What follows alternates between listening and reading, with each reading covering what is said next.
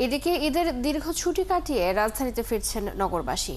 তবে এই আনন্দে ব্যাঘাত ঘটিয়েছে বাড়তি ভাড়ার হয়রানি। দেশের দক্ষিণাঞ্চলের লঞ্চ যাত্রীদের থেকে বাড়তি ভাড়া নেওয়ার পাশাপাশি বাস সিএনজি চালকরাও হাতিয়েছে অতিরিক্ত ভাড়া। সেই সাথে সদরঘাটে ট্রাফিক অব্যবস্থাপনায় তীব্র জ্যামে নাকাল নগরবাসী। আরও জানাচ্ছেন সাদ্দাম হোসাইন। ভোর রাত ৩টা, ঘুম ঘুম চোখ খুলে কেবল ঢাকা সদরঘাটে নামলেন এই লঞ্চের যাত্রীরা। নির্ধারিত সময়ের আগেই ঘাটে ভিড়েছে, কিছুটা স্বস্তি পেলেন যাত্রীরা। তো অনেক তাড়াতাড়ি এসেছে আসলে লঞ্চটা আজকে ঢাকা সদরঘাট টার্মিনাল করছে আর কি।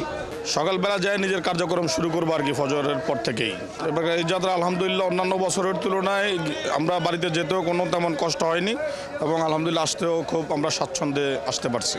এমন স্বস্তির ঈদ যাত্রায় ফিরতি পথেও লঞ্চে অতিরিক্ত ভাড়া নেওয়ার অভিযোগ যাত্রীদের। যাওয়ার পথে আমরা 1500 টাকা দিয়ে 2 সিটে গেছি, আসার পথে এখন 3000। এরপরে স্টাফরা লঞ্চের পাশে ডেক যেন তারা দখল করে রাখছে। কেবিন ভাড়া আমরা যাওয়ার সময় গিয়েছি হয়তো আপনার 1200 টাকা দিয়ে 1400 টাকা নিয়েছে দুইজন মানুষ। আসার সময় 3000-এর নিচে আপনার কোনো কেবিন ছাড়াই নেই। আমি ঈদের আগে গেছিলাম 3500 টাকা, আজকে আছে 4800 টাকা। আপনার কোম্পানি টিকিট দেখে 2000 টাকা 2200 টাকা। কোম্পানি টিকিট শেষ আমরা কীভাবে আসবেন?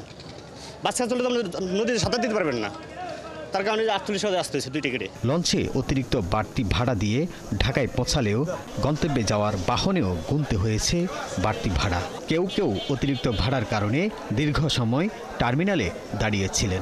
নর্মালের চেয়ে এখন ভাড়া অনেকটা বেশি যাচ্ছে। গাড়ি দেখলাম আগে যেতাম 300-350 টাকায় মোহাম্মদপুর, এখন যাচ্ছে 500-600 টাকা।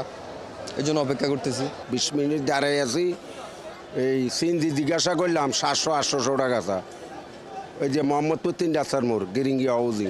লঞ্চ, বাস কিংবা সিএনজি কোথাও বাড়তি ভাড়া নেওয়ার বিরুদ্ধে ব্যবস্থা নিতে দেখা যায়নি।